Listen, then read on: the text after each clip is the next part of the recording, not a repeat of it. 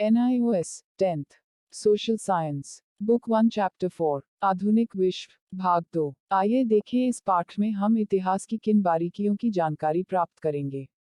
1. औद्योगिक क्रांति का वर्णन। 2. औद्योगिक क्रांति के द्वारा आए प्रौद्योगिकी और नवीन परिवर्तनों पर चर्चा। औद्योगिक क्रांति के समाज पर प्रभाव का आकलन। 3. उपनिवेशवाद और साम्राज्यवाद के उदय के उत्तरदायी कारकों की पहचान। 4. एशिया और अफ्रीका में साम्राज्यवाद के विकास के विभिन्न चरणों पर चर्चा। 5. वह घटनाएं जिनसे 2 विश्व युद्ध हुए। 6. संयुक्त राष्ट्र संगठन के उद्देश्यों की सूची। प्रश्न 1. साम्राज्यवाद की परिभाषा दें। उत्तर। साम्राज्यवाद का तात्पर्य एक देश द्वारा अपने देश की सीमाओं के बाहर के क्षेत्रों में अधिकार करने की प्रवृत्ति से है। प्रश्न 2. साम्राज्यवाद का गूढ़ अर्थ क्या है। उत्तर। जब कोई शक्तिशाली देश दूसरे किसी देश पर आक्रमण करता है और उसे जीत लेता है तो इसे साम्राज्यवाद कहा जाता है, क्योंकि जीत जाने बाद वह हिस्सा भी उसके साम्राज्य में मिल जाता है। वर्तमान समय में साम्राज्यवाद आर्थिक रूप से फैल रहा है। प्रश्न 3. यातायात के विकास से साम्राज्यवाद के विस्तार में हुआ लाभ लिखिए। उत्तर। कच्चा माल उपनिवेशों से साम्राज्यवादी देशों में फिर निर्मित माल का उपनिवेशों में आना जाना बढ़ा है। प्रश्न 4. त्रिगुट की संधि किन देशों के बीच हुई। उत्तर। त्रिगुट की संधि ऑस्ट्रिया, जर्मनी तथा इटली के बीच हुई। प्रश्न 5. किन राज्यों के बीच बाल्कन युद्ध हुआ। उत्तर। बाल्कन राज्यों तथा टर्की के बीच बाल्कन युद्ध हुआ। प्रश्न 6. लीग ऑफ नेशंस का मुख्य कार्यालय कहाँ स्थित है। उत्तर। लीग ऑफ नेशंस का मुख्य कार्यालय जिनेवा में स्थित है। प्रश्न 7. लीग ऑफ नेशंस किसके प्रस्ताव पर बनाई गई। उत्तर। लीग ऑफ नेशंस राष्ट्रपति वुड्रो विल्सन के प्रस्ताव पर बनाई गई। प्रश्न 8. ऐसे 2 राष्ट्रों के नाम लिखिए जहां 1920 ईस्वी के बाद तानाशाहों की सरकारें बनी। उत्तर। ऐसे 2 राष्ट्रों के नाम जर्मनी तथा इटली है जहां 1920 के बाद अडोल्फ हिटलर और मुसोलिनी की तानाशाही सरकारें बनी। प्रश्न 9. फ्रैंकलिन रूजवेल्ट द्वारा बनाए गए आर्थिक पुनर्निर्माण कार्यक्रम को किस नाम से जानते हैं। उत्तर। फ्रैंकलिन रूजवेल्ट द्वारा बनाए गए आर्थिक पुनर्निर्माण कार्यक्रम को न्यू डील के नाम से जानते हैं। प्रश्न 10. प्रथम विश्व युद्ध के क्या कारण थे। उत्तर। प्रथम विश्व युद्ध के क्या कारण। 1. गुप्त संधियों का प्रचलन। 2. सैन्यवाद और शस्त्रीकरण पर जोर। 3. साम्राज्यवाद। 4. समाचार पत्र एवं प्रचार। 5. अंतर्राष्ट्रीय शांति कायम करने वाली संस्था की कमी। 6. तात्कालिक कारण। ऑस्ट्रिया हंगरी की गद्दी के वारिस आर्कड्यूक फर्डिनेंड की हत्या। प्रश्न 11. 2 जापानी शहरों के नाम लिखिए जहां द्वितीय विश्व युद्ध के दौरान एटम बम गिराए गए थे। उत्तर। 2 जापानी शहरों के नाम हिरोशिमा तथा नागासाकी हैं, जहां द्वितीय विश्व युद्ध के दौरान एटम बम गिराए गए थे। प्रश्न 12. संयुक्त राष्ट्र को औपचारिक रूप से विधिवत कहां स्थापित किया गया था। उत्तर। संयुक्त राष्ट्र संघ औपचारिक रूप से संयुक्त राज्य अमेरिका में फ्रांसिस्को सम्मेलन में यथावत रूप से स्थापित हुआ था। प्रश्न 13. साम्राज्यवाद के प्रभावों को लिखिए। उत्तर। साम्राज्यवाद का उपनिवेशों पर बहुत विनाशकारी प्रभाव पड़ा, जैसे कि 1. स्थानीय उद्योगों का नष्ट होना। 2. प्राकृतिक संसाधनों का शोषण। 3. सभी उपनिवेशों में शासक देशों की सुविधानुसार कृषि का ढर्रा एक जैसा था। 4. चीन को अलग अलग राष्ट्रों ने अपने प्रभाव क्षेत्रों में बांट लिया था तथा उसे अंतर्राष्ट्रीय व्यापार के लिए खोल दिया। 5. लाइबेरिया तथा इथोपिया के अतिरिक्त पूरे अफ्रीका को यूरोपीय राष्ट्रों ने आपस में बांट लिया। 6. बहुत से अफ्रीकावासियों को गुलाम के रूप में बेचा गया। 7. दक्षिणी अफ्रीका में गोरे लोगों ने काले लोगों के साथ बहुत दुर्व्यवहार किया, जिसे जातीय भेदभाव या रंगभेद की नीति कहा जाता है। प्रश्न 14. इंग्लैंड एवं जर्मनी के बीच प्रतिस्पर्धा के कारण लिखिए जिससे प्रथम विश्व युद्ध प्रारंभ हुआ। उत्तर। इंग्लैंड एवं जर्मनी के बीच साम्राज्यवादी प्रतिस्पर्धा। 19वीं शताब्दी के अंतिम 25 वर्षों में जर्मनी ने चकाचौंध भरी आर्थिक व औद्योगिक प्रगति की और इंग्लैंड एवं फ्रांस को औद्योगिक उत्पादकता में कहीं पीछे छोड़ दिया। साम्राज्यवाद की दौड़ में अपने मुख्य प्रतिद्वंदी इंग्लैंड के मुकाबले में जर्मनी को उतने ही उपनिवेश चाहिए थे जितने इंग्लैंड के पास थे, ताकि वह अपनी आर्थिक आवश्यकताएं पूरी कर सके। ब्रिटिश नौसैनिक शक्ति को भी झटका लगा जब जर्मनी ने एक बड़ा युद्धपोत इम्प्रेटर बना लिया तथा उत्तरी सागर व बाल्टिक सागर को जोड़ने वाली कोएल नहर का निर्माण कर लिया, जिससे इंग्लैंड की तटरेखा के लिए खतरा पैदा हो गया। बर्लिन को बगदाद से जोड़ने वाली रेलवे लाइन का निर्माण भी जर्मनी ने कर लिया। इस तरह पूर्व में जर्मनी को सेना या सामान भेजना आसान हो गया, जिससे ब्रिटेन के पूर्व में उपनिवेशों पर खतरा बढ़ गया। प्रश्न 15। जर्मनी एवं फ्रांस के बीच की प्रतिस्पर्धा को समझाएं। उत्तर। जर्मनी एवं फ्रांस के बीच प्रतिस्पर्धा। 1871 ईस्वी के युद्ध में जर्मनी ने फ्रांस को हरा दिया। फ्रांस को अपने दो उत्तम औद्योगिक जिले अल्सास एवं लोरेन जर्मनी को देने पड़े। फ्रांस इस अपमान को भूल न सका व इसका बदला लेने के लिए अवसर की तलाश में रहा। फ्रांस व जर्मनी के हित उत्तरी अफ्रीका में मोरक्को को लेकर भी टकराते थे। 1904 में फ्रांस और ब्रिटेन ने एक गुप्त संधि कर ली, जिसके अनुसार फ्रांस को मोरक्को में तथा ब्रिटेन को मिस्र में मनमानी करने की छूट मिल गई। जर्मनी को इस समझौते से अलग रखने के कारण जर्मनी ने मोरक्को को फ्रांस के विरुद्ध उकसाया। युद्ध के बादल तभी छटे जब फ्रांस ने मध्य अफ्रीका स्थित फ्रांसीसी उपनिवेश कांगो को जर्मनी को देना स्वीकार कर लिया। साम्राज्यवादी हितों को टकराना युद्ध का प्रमुख कारण बना। रूस के हित ब्रिटेन के साथ अफगानिस्तान तथा ईरान में टकराते थे। रूस एवं ऑस्ट्रिया बाल्कन क्षेत्र पर झगड़ने लगे। जापान एशिया में अकेली साम्राज्यवादी शक्ति था, जो कि चीन व प्रशांत महासागर के टापुओं पर अधिकार चाहता था। उसने रूस को 1905 के युद्ध में हरा दिया। प्रश्न 16। यूरोप पर ओटोमन साम्राज्य के पतन के प्रभावों का वर्णन कीजिए। उत्तर। पूर्वी यूरोप के बाल्कन क्षेत्र में कई राज्य हैं, जैसे यूनान, Greece, Romania, Bulgaria, Serbia, Montenegro तथा और कई छोटे राज्य जो कि ओटोमन साम्राज्य या तुर्की के शासक के अधीन थे। 20वीं शताब्दी के प्रारंभ में ओटोमन साम्राज्य शक्तिविहीन होने लगा और ऑस्ट्रिया तथा रूस ने इस क्षेत्र में अपने पैर जमाने प्रारंभ कर दिए। इस स्थिति में उलझनें बढ़ने लगी, जब यहाँ के निवासियों में राष्ट्रवाद की भावना प्रबल होने लगी। ये लोग स्लाव कहलाते हैं। ये पूर्व यूरोप के कई राज्यों में फैले हुए थे, इसलिए उन्होंने एक राष्ट्रीय आंदोलन छेड़ दिया, जिसे सर्व स्लाव आंदोलन कहते हैं। इनकी मुख्य मांग थी कि सभी स्लाव लोग एक ही राज्य में एकत्रित होकर सर्बिया राज्य, जिसमें स्लाव लोगों की सबसे अधिक जनसंख्या थी, में संगठित हो जाएं। इस आंदोलन को रूस तो सहायता कर रहा था, परंतु ऑस्ट्रिया सर्बिया के इस राष्ट्रीय आंदोलन का विरोध कर रहा था। इससे रूस व ऑस्ट्रिया के बीच प्रतिस्पर्धा उत्पन्न हो गई। ऑस्ट्रिया नहीं चाहता था कि एक शक्तिशाली सर्बिया राज्य हो जिससे उसकी विस्तारवादी नीति पर रोक लग जाए। 1908 में ऑस्ट्रिया ने स्लाव राज्यों बोस्निया तथा हर्जेगोविन को अपने अधिकार क्षेत्र में कर लिया, जिससे ऑस्ट्रिया तथा सर्बिया एक दूसरे के प्रतिद्वंद्वी बन गए। 1912 से 1914 के बीच बाल्कन राज्यों ने ओटोमन साम्राज्य के खिलाफ स्वतंत्रता प्राप्ति के लिए 2 युद्ध किए। इसमें तुर्की हार गया और वह यूरोप के सभी नियंत्रण खो बैठा।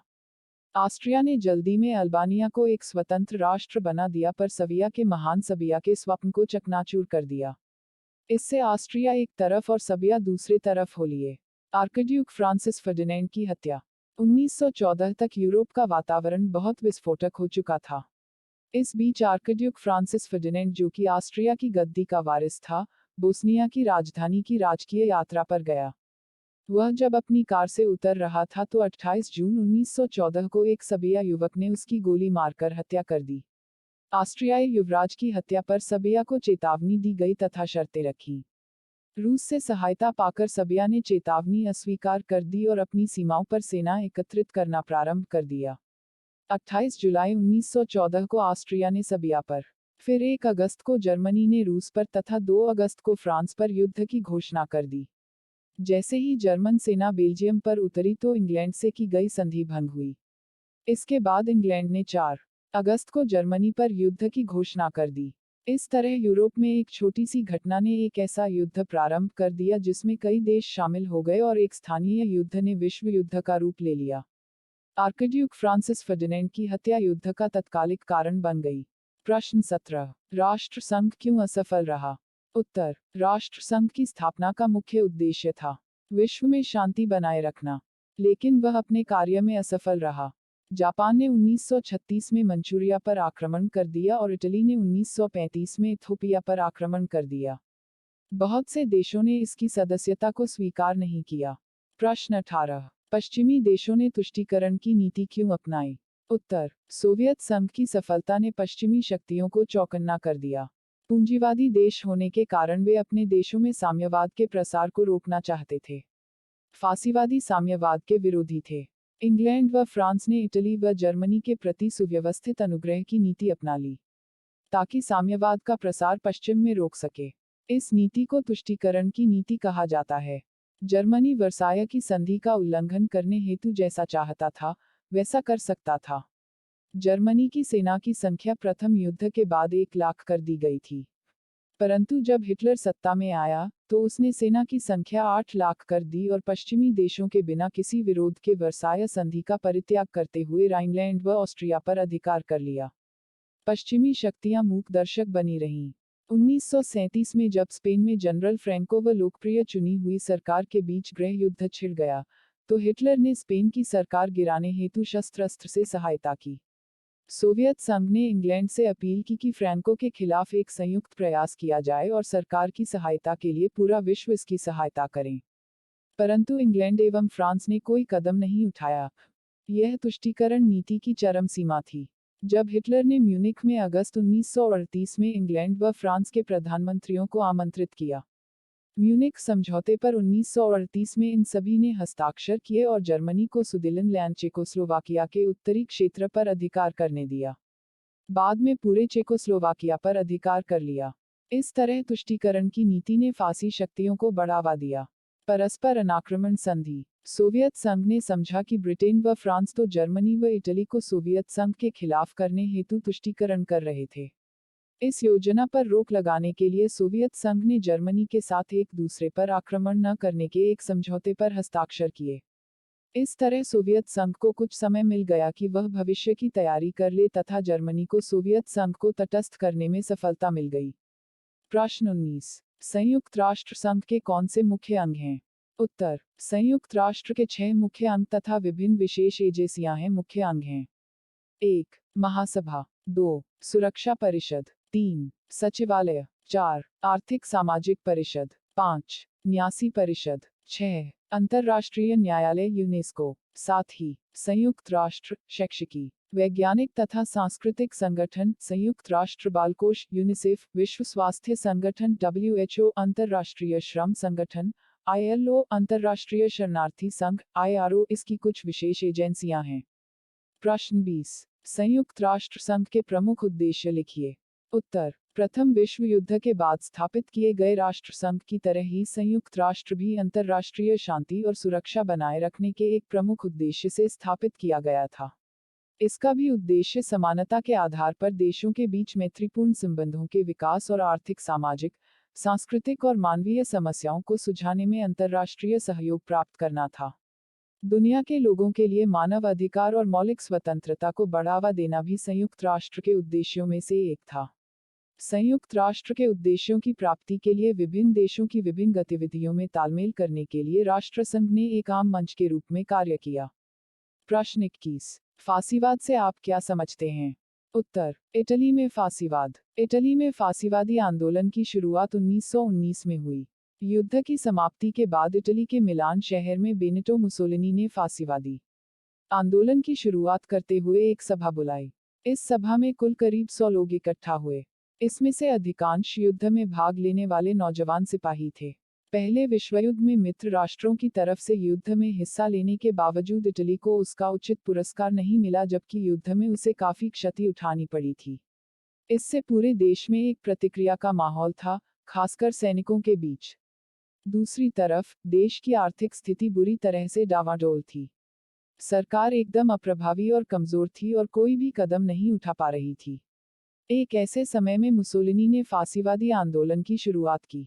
प्रश्न 22। प्रथम विश्व युद्ध के क्या कारण थे? वर्णन कीजिए। उत्तर। इंग्लैंड, फ्रांस, जर्मनी और दूसरों की तरह विभिन्न देशों के बीच प्रतिद्वंद्विता साम्राज्यवादी युद्ध का एक प्रमुख कारण था। इससे पहले युद्ध टल गया क्योंकि अधिक उपनिवेशों के अधिग्रहण की संभावनाएं अभी भी वहां थी, लेकिन अब स्थिति बदल गई थी। अधिकांश एशिया और अफ्रीका को पहले से ही विभाजित किया जा चुका था और आगे विस्तार की संभावनाएं वहां नहीं थी। अब केवल साम्राज्यवादी देशों के उपनिवेशों पर कब्जा करना ही संभव था। उपनिवेशों के इस बंटवारे ने युद्धों को संभव बनाया। 19वीं सदी के आखिरी तिमाही में जर्मनी ने जबरदस्त आर्थिक और औद्योगिक प्रगति कर ली थी और इंग्लैंड और फ्रांस को औद्योगिक उत्पादन में काफी पीछे छोड़ दिया था। उसे भी ब्रिटेन की तरह आर्थिक जरूरतों को पूरा करने के लिए उपनिवेशों की आवश्यकता थी। साम्राज्यवादी दौर में जर्मनी इंग्लैंड का मुख्य प्रतिद्वंद्वी बन गया। ब्रिटिश के नौसेना वर्चस्व को भी चुनौती दी गई थी। जब जर्मनी का सबसे बड़ा युद्धपोत का निर्माण कर उसको कील लहर से उत्तरी सागर और बाल्टिक सागर अंग्रेजी तटरेखा से जोड़ा गया था। जर्मनी में भी एक रेलवे लाइन बगदाद के साथ बर्लिन को जोड़ने की रेखा है, जिसे आसान करने के लिए जर्मनी के सैनिकों या पूर्व के लिए आपूर्तिकर्ताओं को भेजना आसान बनाने का निर्माण किया। लेकिन इसे वहां ब्रिटिश उपनिवेशों के लिए एक खतरा समझा गया। जर्मनी की जापान और यूरोप की अन्य सभी प्रमुख शक्तियों की तरह ही अपनी साम्राज्यवादी महत्वाकांक्षा थी। इटली अपने एकीकरण के बाद उत्तरी अफ्रीका में त्रिपोली, जो तुर्क साम्राज्य के अधीन था। फ्रांस मोरक्को को अफ्रीका में अपनी विजय से जोड़ना चाहता था, जबकि रूस ईरान में अपनी महत्वाकांक्षा रखता था। जापान के सुदूर पूर्व में उसकी महत्वाकांक्षा थी, जहां वह 1905 के रूस जापानी युद्ध के बाद उसके प्रभाव का विस्तार करने में सक्षम था। ऑस्ट्रिया के ऑटोमन साम्राज्य में महत्वाकांक्षा थी, जबकि संयुक्त राज्य अमेरिका एक शक्तिशाली राष्ट्र के रूप में उभर रहा था। उसकी मुख्य दिलचस्पी व्यापार की स्वतंत्रता की रक्षा के रूप में थी, इसलिए वह तेज गति से बढ़ रहा था। किसी भी महान शक्ति के प्रभाव में विस्तार विश्व शांति के लिए एक बड़ा खतरा साबित हो सकता था।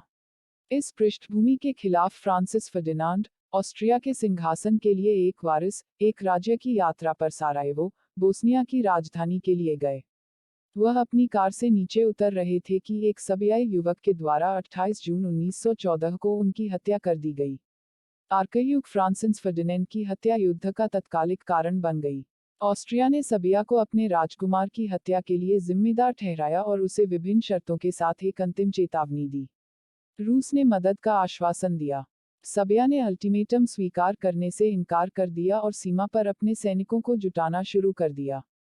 28 जुलाई 1914 ऑस्ट्रिया ने सबिया पर युद्ध की घोषणा की। अगस्त 1914 में जर्मनी ने रूस पर युद्ध की घोषणा की। 3 अगस्त 1914 में जर्मनी ने फ्रांस पर युद्ध की घोषणा की।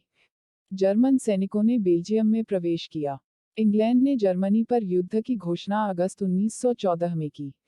इस प्रकार यूरोप में एक छोटी सी घटना में सभी देशों के शामिल होने से युद्ध ने जल्द ही विश्व युद्ध का आकार ले लिया। प्रश्न 23। प्रथम विश्व युद्ध के तात्कालिक परिणाम क्या थे? उत्तर। प्रथम विश्व युद्ध को दुनिया की सबसे विनाशकारी और भयावह घटनाओं के रूप में देखा जाता है। निर्दोष नागरिकों सहित 1 लाख लोगों को उनके जीवन से हाथ धोना पड़ा। अधिकांश यूरोपीय देशों में बड़े पैमाने पर संपत्ति का नुकसान हुआ। कुल खर्च $180 अरब के चौंका देने वाले आंकड़े का अनुमान लगाया गया था, जिसके परिणामस्वरूप अधिकांश देशों की अर्थव्यवस्था टूटने लगी और चारों तरफ सामाजिक तनाव, बेरोजगारी और गरीबी फैल गई। जनवरी से जून 1919 के बीच मित्र देश की शक्तियां वर्साय के महल में सम्मेलन में मिले थे, जिसमें पेरिस को पराजित शक्तियों का भविष्य तय करना था। हालांकि लगभग 27 देशों के प्रतिनिधियों ने सम्मेलन में भाग लिया। निर्णय ब्रिटेन, फ्रांस और संयुक्त राज्य अमेरिका के राज्यों के प्रमुखों द्वारा लिया गया। रूस को बाहर रखा गया था और पराजित शक्तियों को इसमें भाग लेने की अनुमति नहीं थी। मित्र राष्ट्रों ने पराजित शक्तियों के साथ विभिन्न संधियों पर हस्ताक्षर किए। उनमें से सबसे महत्वपूर्ण वर्साय की संधि पर जर्मनी के साथ हस्ताक्षर किए। ऑस्ट्रिया के साथ सेंट जर्मेन की संधि और तुर्की में साथ कार्य करने की संधि थी। वर्साय की संधि से जर्मनी राजनीतिक, आर्थिक और सैन्य रूप से बिखर गया। जर्मनी को आक्रामकता का दोषी ठहराया गया था और युद्ध के लिए मुआवजे के रूप में पैसे की एक बड़ी राशि का भुगतान करने के लिए कहा। अल्सेस और लारेन को फ्रांस में 1871 में मिला लिया गया था। राइनलैंड, फ्रांस और जर्मनी के बीच का गैर सैन्यकरण किया हुआ और मित्र देशों की शक्तियों के नियंत्रण के अंतर्गत लाया गया था। कोयला समृद्ध सार घाटी 15 साल के लिए फ्रांस को दे दिया गया था। जर्मन सेना को भंग किया गया था। जहाजों को डुबा दिया गया और केवल 1 लाख सैनिकों को प्रतिबंधित किया गया था। जर्मनी को उसके सभी उपनिवेशों से वंचित किया गया था। यूरोप में उसके बहुत से प्रदेशों को बेल्जियम और पोलैंड को दे दिए गए।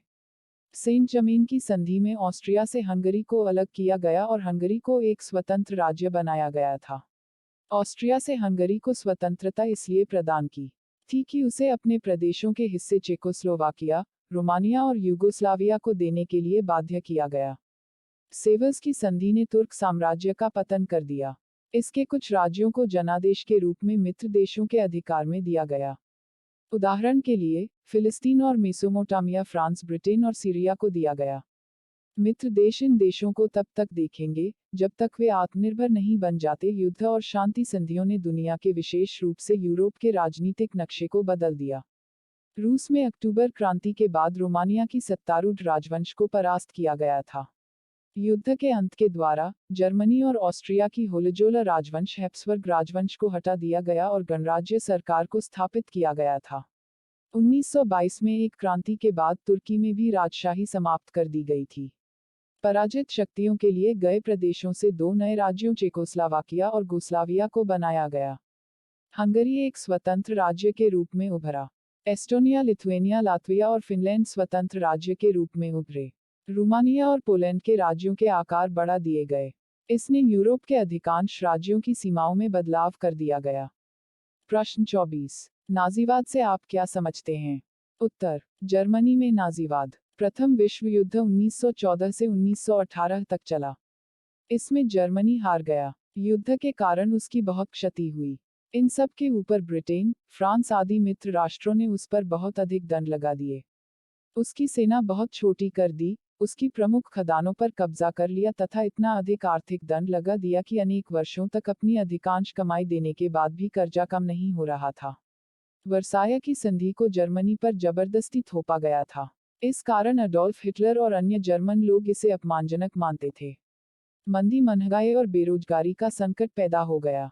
ऐसे समय में हिटलर ने अपने ओजस्वी भाषणों से जनता को समस्याएं हल करने का पूरा विश्वास दिलाया।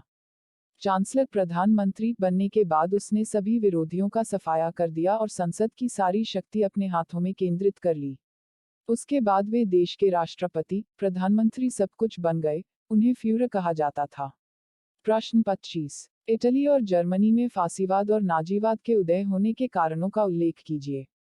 उत्तर। युद्ध के बाद यूरोप में बड़ी संख्या में राजनीतिक आंदोलन पैदा हुए जिन्हें फासिज्म नाम दिया गया था, जिसका मुख्य उद्देश्य तानाशाही की स्थापना करना था।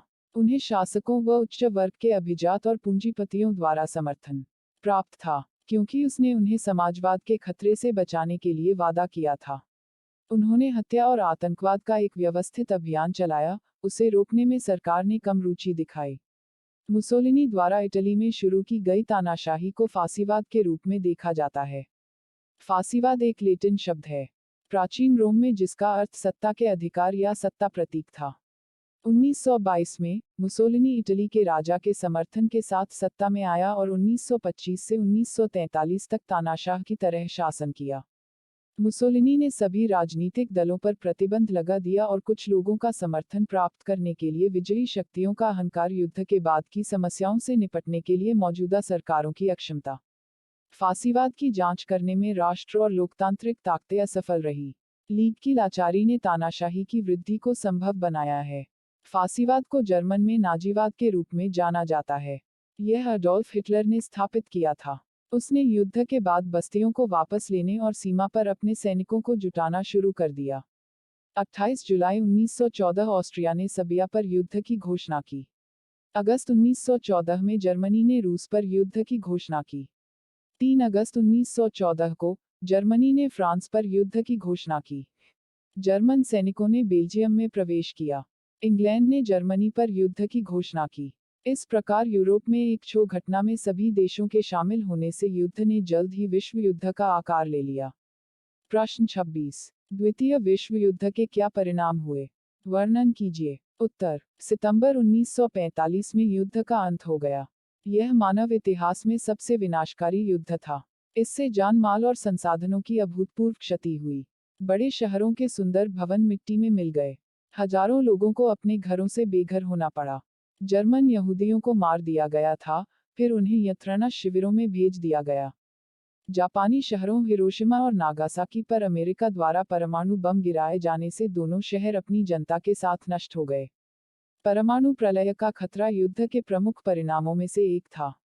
जर्मनी को 4 क्षेत्रों में विभाजित करके प्रत्येक की विजयी शक्तियों के नियंत्रण किया गया था। नाजी पार्टी पर प्रतिबंध लगा दिया गया था और जर्मन सेना को भंग कर दिया गया था। जापान अमेरिका के निगरानी के अंतर्गत रखा गया था। 1949 में, जब राजतंत्र को फिर से स्थापित किया गया था, अमेरिकी सेना को हटा दिया गया। साम्राज्यवाद के कमजोर होने के साथ साथ और संयुक्त राज्य अमेरिका और सोवियत संघ सुपर शक्तियों के रूप में उभरे। द्वितीय विश्व युद्ध के बाद विश्व दो शक्ति गुटों में बढ़ गया। साम्यवादी गुट सोवियत संघ के नेतृत्व में तथा पश्चिमी गुट अमेरिका के नेतृत्व में। इन दो गुटों में तनाव व शस्त्रहीन संघर्ष के विकास को शीत युद्ध कहते हैं, जो दोनों देशों के बीच लंबे समय तक चलता रहा। युद्ध के एक प्रमुख प्रभाव संयुक्त राष्ट्र संगठन संयुक्त राष्ट्र संघ की स्थापना था। दुनिया में तब से कई बदलाव हुए। इसका राजनीतिक नक्शा बदल गया। एशिया और अफ्रीका के जो देश औपनिवेशिक शासन के अधीन थे, अब स्वतंत्र हो गए थे। अब वे दुनिया में एक प्रमुख शक्ति के रूप में हैं। प्रश्न 27। संयुक्त राष्ट्र संघ की स्थापना कब और क्यों गई? उत्तर: संयुक्त राष्ट्र संघ की स्थापना 24 अक्टूबर 1945 को 50 देशों की सर्वसम्मति से हुई। संयुक्त राष्ट्र का मुख्यालय न्यूयॉर्क शहर में है। संयुक्त राष्ट्र संघ के मुख्य उद्देश्य: भविष्य में युद्धों को रोकना, अंतर्राष्ट्रीय विवादों को शांतिपूर्वक सुलझाना, अंतर्राष्ट्रीय सहयोग को प्रोत्साहन देना, विश्व में शांति एवं सुरक्षा को बनाए रखना। Main points of the chapter. आइए संक्षिप्त में समझते हैं हमने इस पाठ से क्या क्या समझा है। 1. उपनिवेशवाद की नई लहर को नए साम्राज्यवाद के रूप में जाना जाता है। उपनिवेशवाद 19वीं सदी की अंतिम चरण में शुरू हुआ। 2. इस औपनिवेशिक विस्तार के पीछे मुख्य कारक थे: औद्योगिक क्रांति के द्वारा बनाई गई जरूरतें, परिवहन और संचार का विकास, शक्ति अर्जित करने की इच्छा, उग्र राष्ट्रवाद, श्वेतों का अश्वेतों को सभ्य बनाने की इच्छा। 3. यूरोपीय देशों के बीच तीव्र साम्राज्यवादी होड़ और सैन्य गठबंधनों के निर्माण का परिणाम 1914 में प्रथम विश्व युद्ध भड़क उठने के रूप में सामने आया। 4. इस युद्ध के मुख्य परिणाम इस प्रकार थे: वर्साय की संधि के रूप में जर्मनी के साथ कठोरता एवं अपमानजनक व्यवहार, पराजित शक्तियों से उनके उपनिवेशों का छीना जाना, यूरोप में महत्वपूर्ण क्षेत्रीय परिवर्तन, ऑटोमन साम्राज्य का बिखरना, हंगरी की स्वतंत्रता और संयुक्त राष्ट्र संघ की स्थापना। 5. सन 1919 से 1939 के बीच इटली में मुसोलिनी के नेतृत्व में फासीवाद और जर्मनी में नाजीवाद का उभरना, जिन्होंने लोकतंत्र, स्वतंत्रता, समाजवाद और साम्यवाद का दमन किया। 6. पश्चिमी शक्तियों की तुष्टीकरण की नीति के अंत ने द्वितीय विश्व युद्ध के फैलने का नेतृत्व किया। 7. द्वितीय विश्व युद्ध के परिणामों में संयुक्त राष्ट्र की संरचना, जर्मनी का विभाजन, साम्राज्यवादी शक्तियों का कमजोर पड़ना, एशिया और अफ्रीका में स्वतंत्र राज्यों के उद्भव प्रमुख थे। 8. युद्ध के बाद की परिस्थितियों में संयुक्त राज्य अमेरिका और सोवियत संघ के रूप में दो महाशक्तियां उभर कर आए और दो सैन्य गुटों के बीच तीव्र शीत युद्ध की शुरुआत हुई। 9. नव स्वतंत्र राष्ट्रों सहित भारत ने निर्गुट आंदोलन शुरू किया और दुनिया में शांति और सद्भाव के लिए इन देशों ने किसी के साथ गठबंधन नहीं करने का फैसला किया। प्रस्तुति समापन। आपका धन्यवाद। Disclaimer. This notes has been made after a lot of research, yet the accuracy of the answers may vary. The author assumes no responsibility or liability for any errors or omissions in the content of this notes.